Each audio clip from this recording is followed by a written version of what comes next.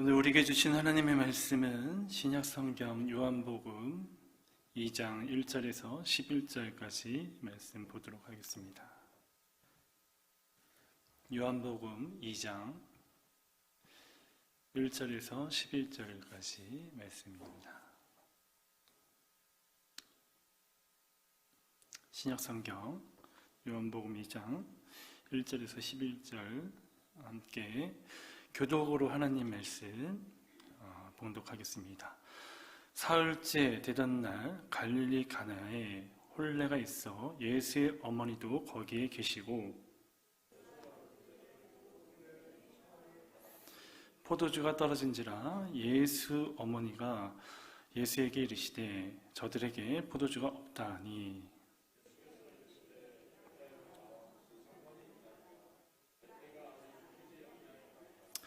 그의 어머니가 하인들에게 이르되 너희에게 무슨 말씀을 하시든지 그대로 하라 하니라.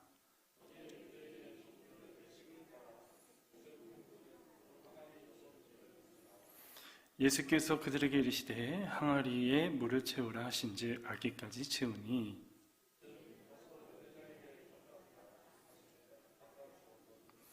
연회장은 물로 된 포도주를 맛보고도 어디서 났는지 알지 못하되 물도 온 하인들은 알더라. 연회장이 신랑을 불러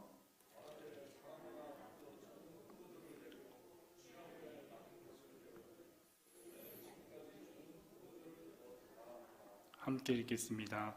예수께서 이 첫 표적을 갈릴리 가나에서 행하여 그의 영광을 나타내심에 제자들이 그들을 믿느라. 아멘. 할렐루야. 우리 옆 사람에게 인사하겠습니다.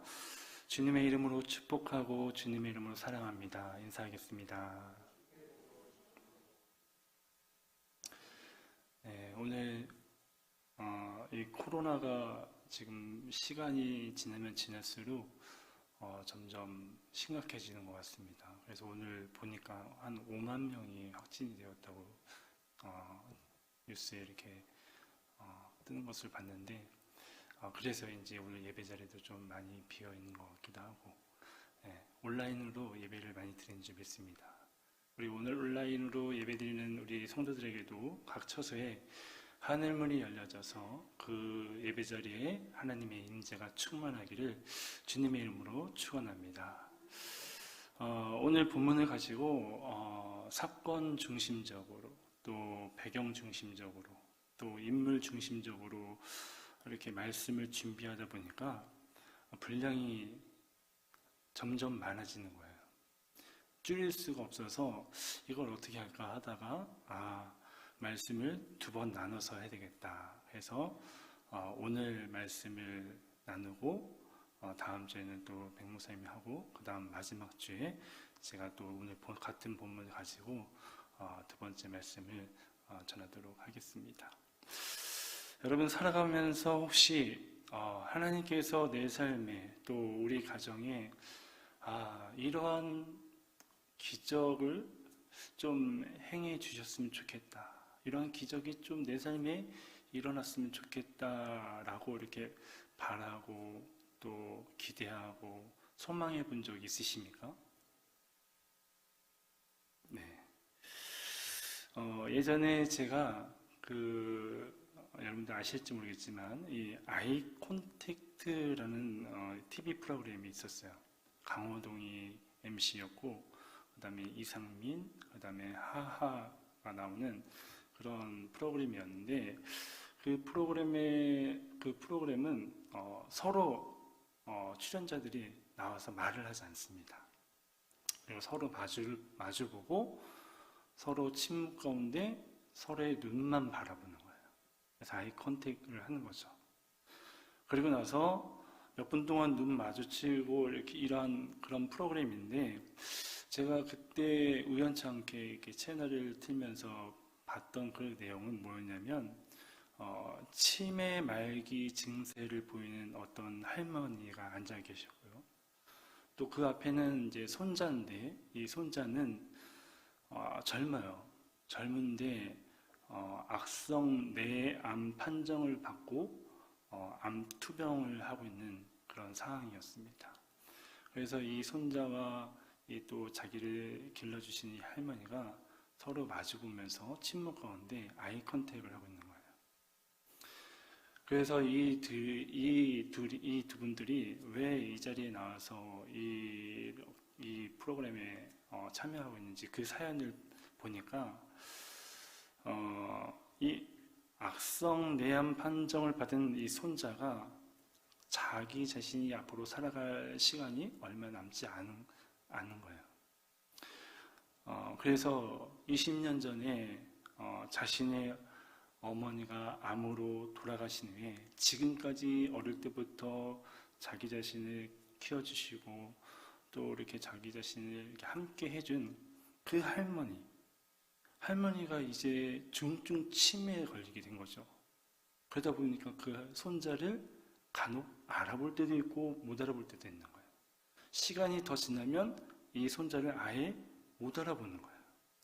너무나도 이게 좀 슬픈 사연 아닙니까?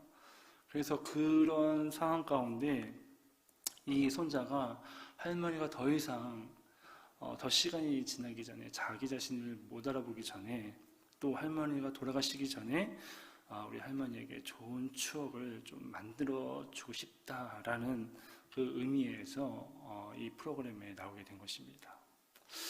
그 사연을 듣고 또 그들의 모습을 보니까 정말 이 마음이 먹먹해지더라고요. 그러면서 이제 저에게 이런 좀 마음 안에 이런 마음이 좀 생겼습니다. 마음 한편에 정말 하나님께서 저분들이 예수님 믿는지 안 믿는지 모르겠지만 만약에 예수님 안 믿는다면 정말 예수님을 믿고 정말 저 할머니도 예수님 믿고 저 손자도 예수님 믿어서 중증 치매 할머니의 치매도 깨끗하게 다 낫고 그리고 이 손자의 이 악성 내암도 깨끗하게 다 나아서 남은 삶을 서로가 행복하게 좀 살아갔으면 좋겠다 하는 그런 기적이 일어났으면 좋겠다 하는 그런 바람이 제게 있었습니다. 이렇게 생각하고 있는데 아니라 다를까 또 MC들도 정말 저 할머니와 저 손자 가운데 정말 기적이 일어났으면 좋겠다 이렇게 같은 마음을 또 갖고 있더라고요. 사랑하는 성도 여러분, 하나님은 지금도 살아계셔서 우리 삶 가운데 기적을 행하시는 하나님이심을 믿으십니까?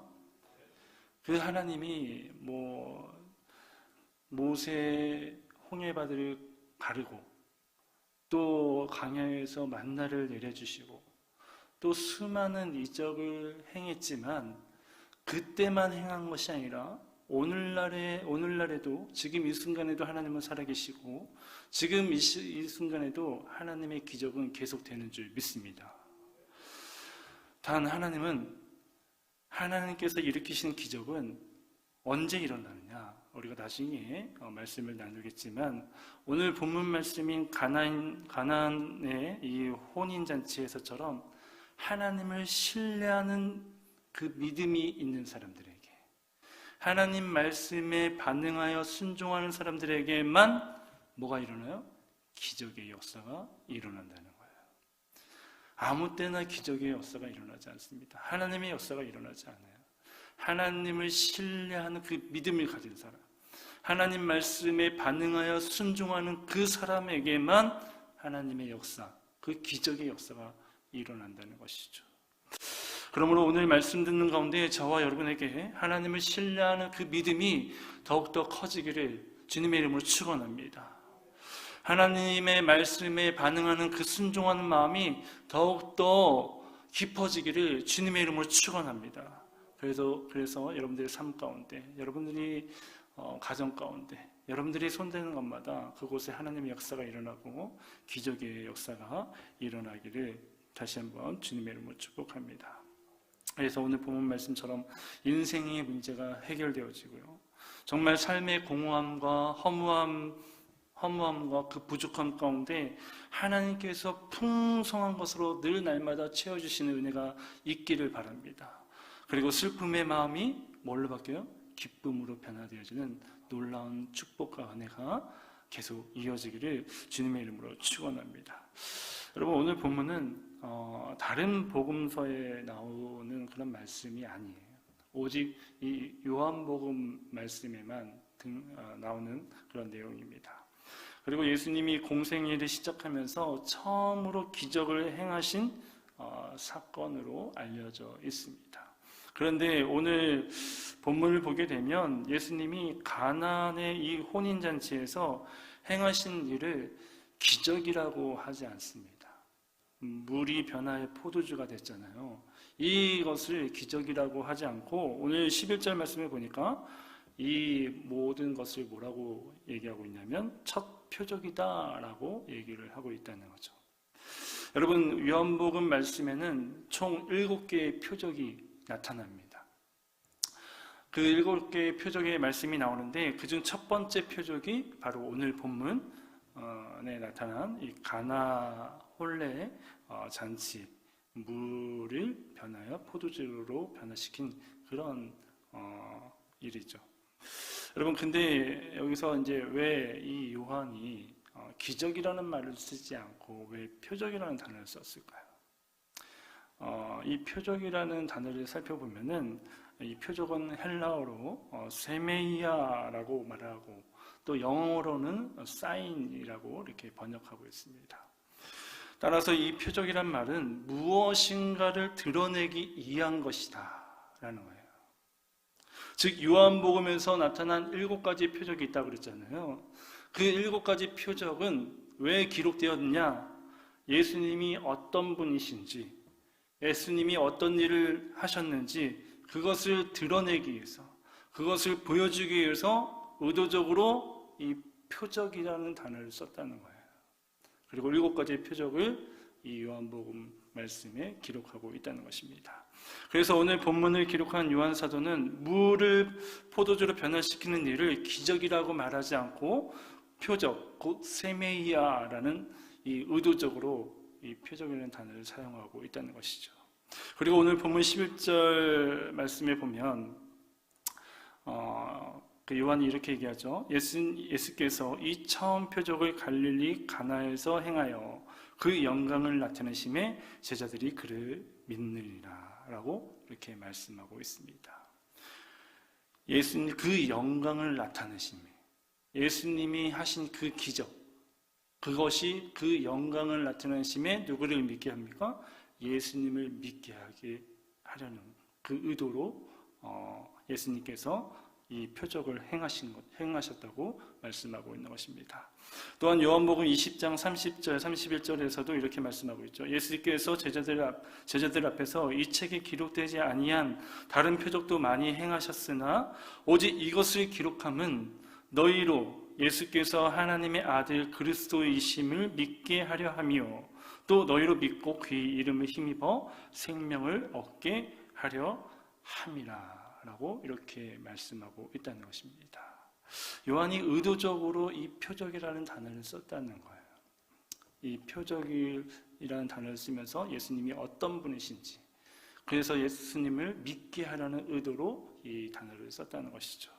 사랑하는 성도 여러분, 저는 오늘 본문의 말씀을 이 표적, 이 세메이아라는 관점에서 보면서 예수님이 과연 어떤 분이신지 오늘 본문 속에서 오늘 본문 말씀 속에 숨어있는 진리를 발견해서 함께 계속해서 말씀을 나누길 원합니다. 그러면 이런 이 표적, 이 세메이아라는 이 관점에서 오늘 말씀을 볼 때 1절 말씀을 보니까 어떻게 시작하고 있습니까? 사흘째 되던 날에라고 이렇게 말씀하고 있어요. 여러분, 성경에서 사흘째, 즉 숫자 3이라는 이 의미는 내적인 변화가 일어나는 시간을 나타낼 때 주로 성경에서 자주 쓰입니다. 어떤 변화를 나타낼 때, 예를 들어서 요나가 물고기 뱃속에 있다가 나온 것이 며칠입니까? 사흘이에요. 그리고 예수님께서 성전을 헐라 내가 사흘 만에 다시 성전을 일으키겠다라고 말한 것도 사흘입니다. 또한 예수님께서 죽음에서 다시 부활하신 것도 며칠이에요? 사흘이에요.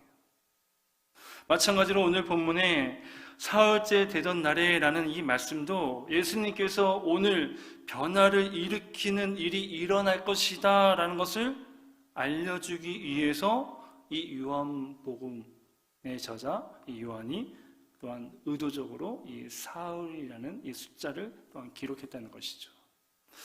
계속해서 오늘 말씀을 보게 되면 이 사흘째 되던 날에 뭐라고 얘기해요? 가나에 혼례가 일어나고 라고 이렇게 말씀하고 있습니다. 여러분, 지금 혼례가 일어나고 있는 이 가나라는 지역의 이름의 뜻이 있습니다.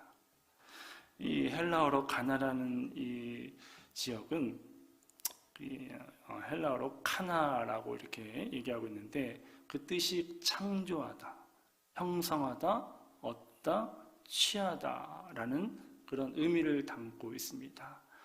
그러니까 이 가나라는 이 지역의 의미가 그 뜻이 창조하다, 형성하다, 얻다, 취득하다 그런 뜻이 있다는 거죠.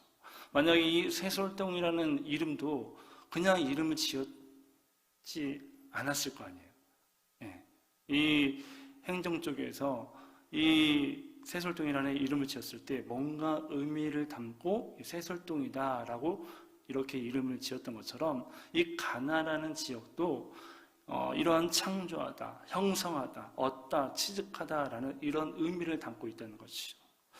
즉 예수님께서는 이 가나라는 장소에 그냥 예수님께서 의미 없이 또 시간이 남아서 혼례만 참석하기 위해 가신 것이 아니라는 겁니다. 이 카나라는 이 말의 뜻처럼 물을 포도주로 변화시키는 이 창조의 기적을 보여주기 위해서 이 창조하다라는 이 지역에 가서 창조의 기적을 보여주기 위해서 예수님께서 가셨다는 거예요. 그 지역에. 다시 말하면 예수님이 어떤 분이라는 걸 알려주기 위해서 가셨다는 거예요. 예수님이 이 세상을 창조하신 분이다. 이 세상의 시작이다. 이 세상의 근원이 되시는 분이다. 이것을 드러내고 보여주기 위해서 예수님이 그 가나의 혼례잔치에 참석하셨다는 것이죠. 그래서 그것을 드러내면서 어떻게 하시려고요? 많은 사람들로 하여금 창조주이신 그 예수님을 믿게 하기 위해서 그 혼인잔치에 일부러 찾아가셨다는 것입니다. 그렇기 때문에 다시 한번 오늘 11절 말씀에 보면 예수님께서 이 첫 표적을 갈릴리 가나에서 행하여 라고 이 지역의 명칭을 그냥 넣은 것이 아니에요. 다 의미가 있기 때문에, 다 어떠한 의도와 목적이 있기 때문에 숫자라는 것도 넣고 또 지역명을 이 성경에서 요한이 넣은 것입니다.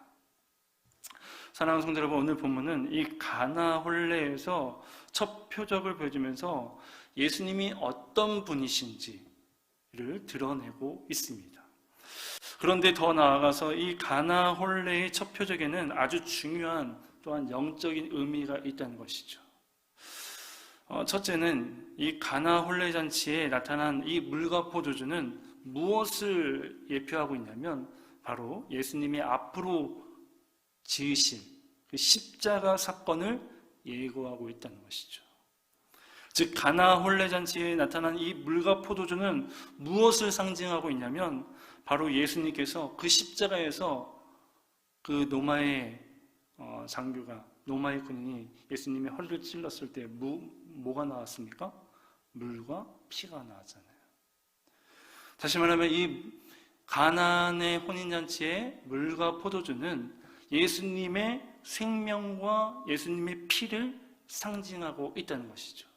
앞으로 예수님께서 십자가에서 내가 너희들을 위해서, 너희를 구원하기 위해서, 너희들에게 영원한 생명을 주기 위해서 내가 십자가에서 죽을 것이다 라는 그것을 예표하고 있다는 말씀입니다. 그런 의미가, 그런 영적인 의미가 담겨있는 그런 말씀인 것이죠. 두 번째는 어떠한 영적인 의미가 있습니까? 이 가나 혼례의 첫 표적에는 이 예수님과 우리의 관계가 어떠한 관계인지 보여주고 있다는 거예요.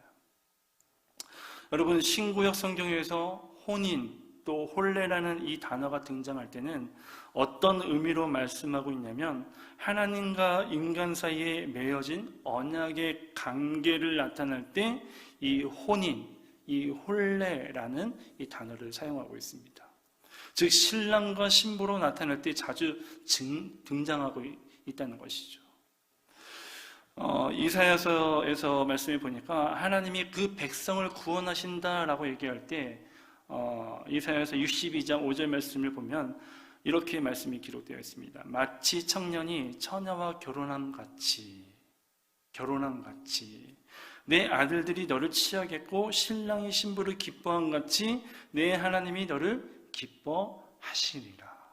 하나님이 우리를 어떻게 생각하신다고요? 신부,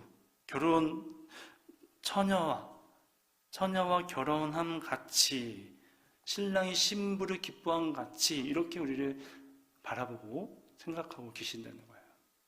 그리고 호세아 말씀에서도 보면 하나님과 이스라엘 관계를 신랑과 신부로 보여주고 있는 내용들을 우리가 호세아 말씀 속에서 찾아볼 수 있습니다.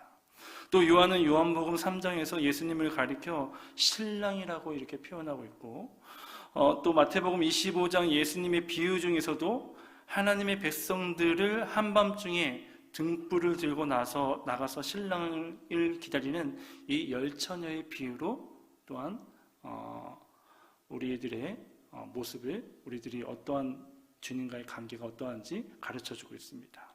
그리고 요한계시록 19장 말씀해 보니까 이 마지막 때 예수님이 다시 오실 때 천국에서 펼치게 될 어린 양 예수와 구원받은 모든 성도들의 혼인잔치를 보여주고 있다는 것이죠.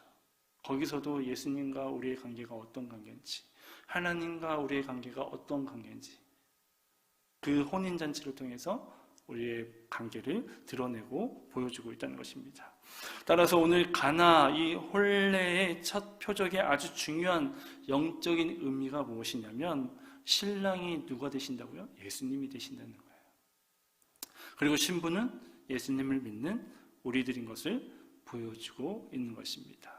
더 나아가서 신랑 되신 예수님의 신부로서 우리가 어떻게 살아가야 되는지에 대해서도 말씀하고 있다는 것이죠. 그렇다면 사랑하는 성도 여러분, 신랑 되신 예수님의 신부로서 우리는 어떠한 삶을 이 땅에서 살아가야 될까요? 당시 이 유대인들의 이 결혼 문화, 이 결혼 풍습을 보게 되면 유대인들은 결혼에 앞서서 우리나라의 말로는 약혼을 합니다. 유대인들의 말로는 정혼이라고 하죠. 이 정혼이라는 절차를 밟게 되는데 보통 이 정혼은 누구 집에서 하냐면 이 신부의 집에서 하게 되어 있어요. 그래서 신랑이 신부의 집을 찾아갑니다.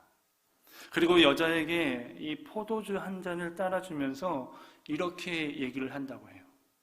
나는 당신을 나의 아내로 맞이하고 싶습니다.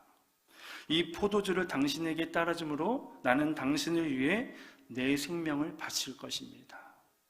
당신도 이 잔을 받아 마심으로 나의 아내가 되어주길 바랍니다. 라는 이 말과 함께 포도주를 따라주는 거예요. 그래서 여자가 이 남자가 준 포도주를 받아 마시면 정혼이 된 거예요.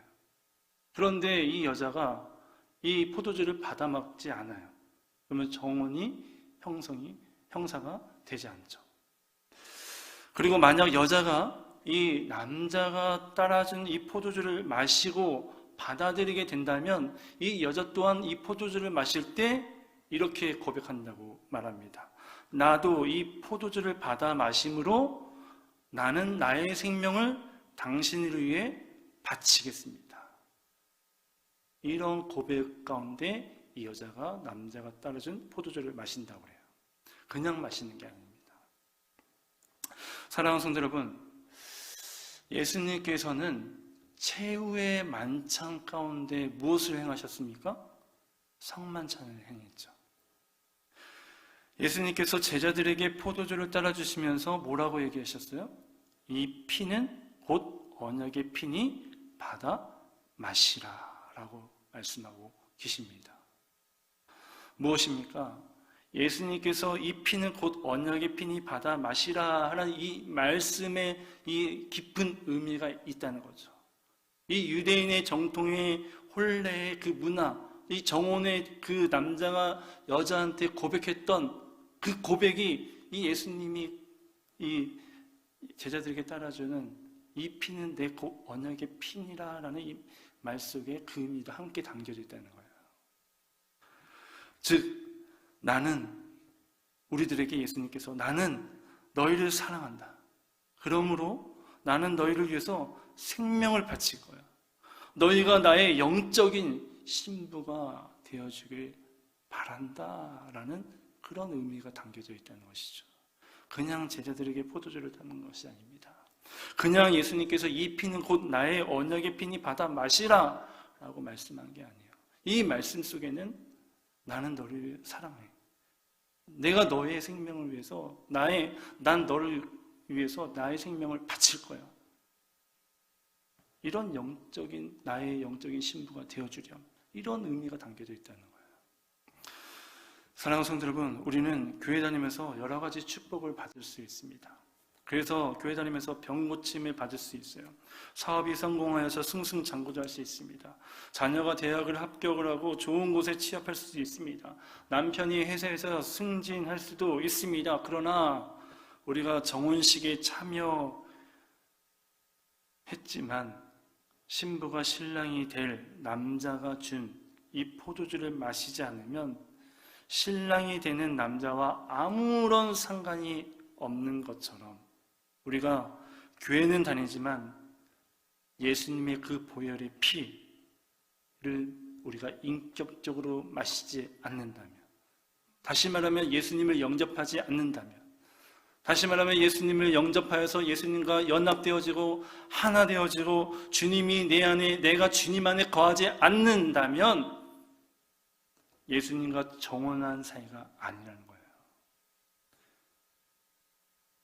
여러분, 예수님과 정혼한 사이가 아니면 우리가 교회 다니는 것이, 우리의 직분인 장로, 권사, 집사, 성도인 것이, 그리고 교회에서 봉사하고 헌신하는 것이 예수님하고 아무 상관이 없습니다.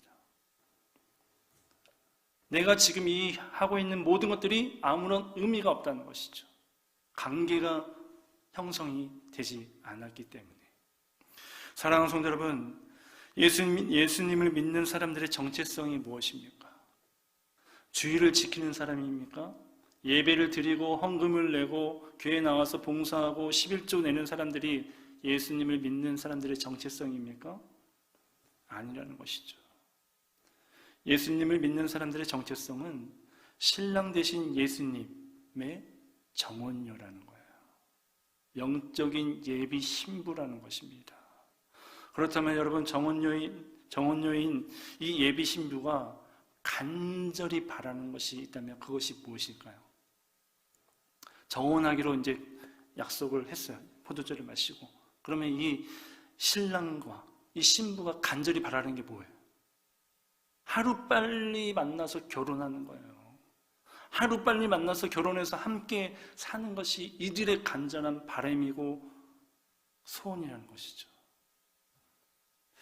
즉 정혼녀이고 예비신부인 우리는 신랑 되신 예수님께서 다시 오시는 재림의 날 순결한 신부의 모습으로 간절히 기다리는 것이 우리의 정체성이라는 것입니다. 예수님 믿는 사람들의 정체성이라는 거예요. 믿습니까? 여러분, 그런데 이 신랑 되신 예수님께서 어디 가셨습니까? 요한복음 14장 2절 말씀 보니까 이렇게 말씀하죠. 예수님께서 내가 너희를 위하여 처소를 예비하러 가노니, 내가 너를 위하여 처소를 예비하러 간다고 말합니다. 여러분, 유대인의 이 결혼 풍습의 문화를 보면 아까 정혼식을 했잖아요. 그 다음에 이 남자가 1년 동안 뭘 하냐면 이 신부를 놔두고 이 경제적인 생활을, 이 앞으로 살 집을 구하러 갑니다. 결혼을 하기 위해서. 마찬가지로 예수님께서 우리를 영적인 신부로 부르시고 나서 뭘 하십니까? 내가 너희를 위하여 처소를 예비하러 가노니라고 얘기하고 있어요. 이 말씀의 뜻이 뭐예요? 예수님이 우리의 신랑이 된다는 그런 의미가 포함되어 있다는 것이죠. 신랑 대신 예수님은 신부가 함께 살 수 있는 이 처소를 예비하러 갔다는 말입니다. 그리고 처소를 다 준비하고 뭐라고 얘기하십니까? 내가 다시 오겠다라고 얘기를 하고 있어요. 사랑하는 성도 여러분, 신부가 함께 살 수 있는 처소를 예비하러 가신 예수님의 정혼녀이고 예비 신부인 우리들은 그러면 이 땅에서 살아가면서 과연 우리는 어떻게 살아가고 있습니까? 정말 신랑 되신 그 예수님이 하루빨리 오시기를 기다리고 있습니까? 기다린다면 얼마나 간절히, 얼마나 기대하고, 얼마나 바라고, 얼마나 사모하면서 그 예수님 다시 오실 그날을 여러분 기다리고 계십니까? 여러분, 오늘 하루 살아가면서 예수님 다시 오셨으면 좋겠다.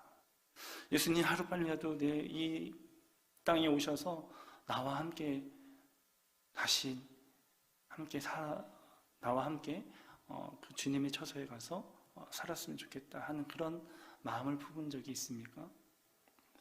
여러분, 예수님의 정혼녀이고 예비 신부인 우리는 이 땅에 살아가면서 잊지 말아야 할 것은 우리의 정체성을 잊지 말고 다시 만날 예수님을 날마다 기대하고 바라고 사모하며 순결한 신부로 거룩하게 살아가야 한다는 거예요.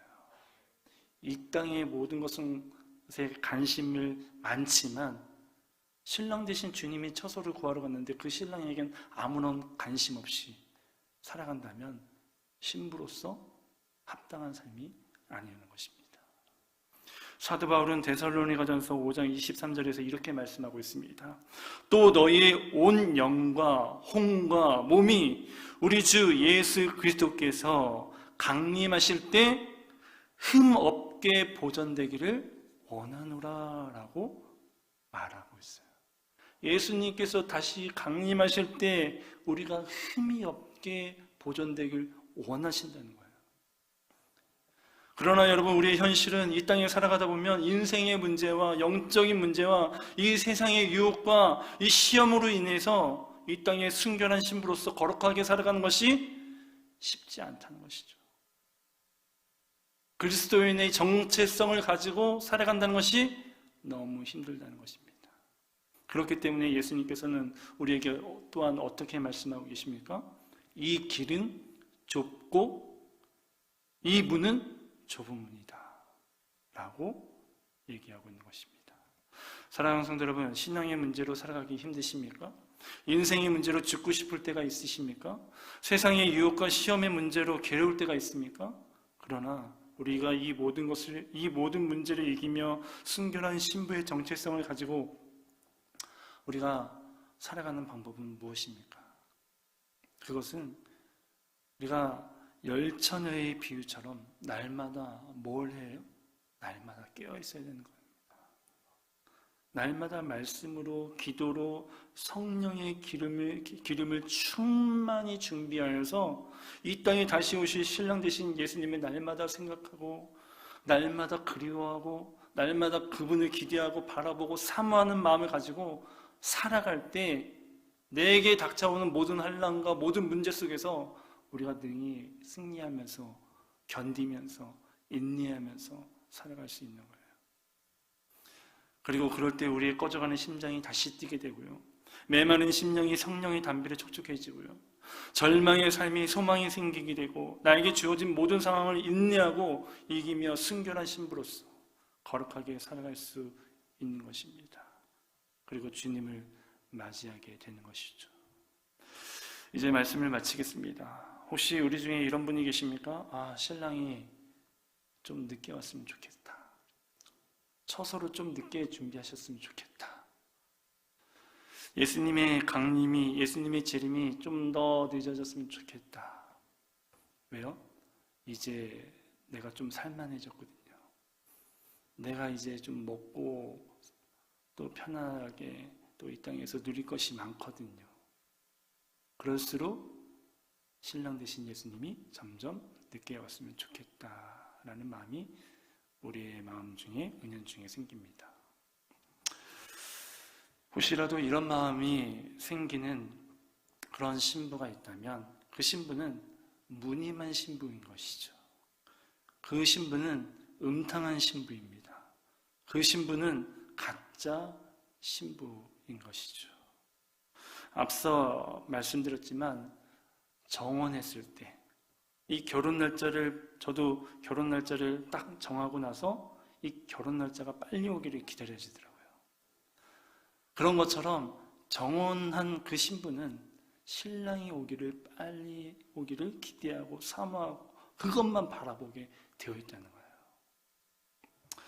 사랑하는 성도 여러분, 거룩한 신부인 우리는 예수님 외에 돈, 명예, 권력, 이 쾌락 등 다른 무엇이 우리의 시선을 돌리고 힘들게 하고 유혹한다 할지라도 우리는 이미 예수님과 정혼한 사이라면 이 세상에 없어질 것에 마음을 두며 살아가지 않고 영원한 것을 사모하고 영원한 것을 소망하고 순결하고 거룩한 신부로 우리가 살아가야 될 줄 믿습니다. 정말 하나님의 꿈이 나의 비전이 되길 원하는 그 비전이, 그 마음이 우리의 마음 가운데 날마다 생겨야 된다는 거예요. 여러분, 예수님께서 첫 번째 표적을 이 혼례 잔치에서 보여준 이유가 이 땅에서 혼인잔치가 기쁘잖아요. 즐겁잖아요. 흥이 넘치잖아요. 그런 것 같이 하나님과의 이 신랑, 신부로 열리는 이 하나님 나라의 이 천국 혼례잔치 또한 이 땅에서 주는 기쁨보다, 이 땅에서 주는 그 즐거움보다, 이 땅에서 주는 그 만족보다 이 세상에서 돈으로, 명예로, 권력으로, 쾌락으로 느끼는 그 기쁨보다 천국에서 신랑 되신 예수님과 함께 살아가면서 누리는 기쁨은 말로 형용할 수 없다는 것을 보여주기 위해서 이 가나 혼례잔치에서 이 첫 표적을 보여주고 계신다는 거예요. 그러면 사랑하는 성도 여러분, 오늘부터 나는 다시 오실 우리 신랑 되신 예수님과 정혼한 사이인 이 신부라는 것을 기억하시길 바랍니다.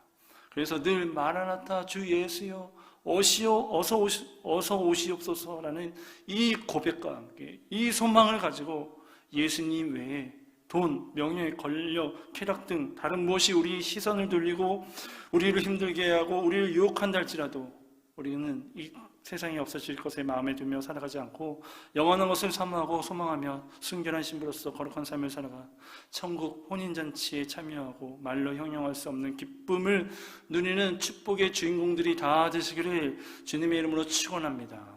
아멘.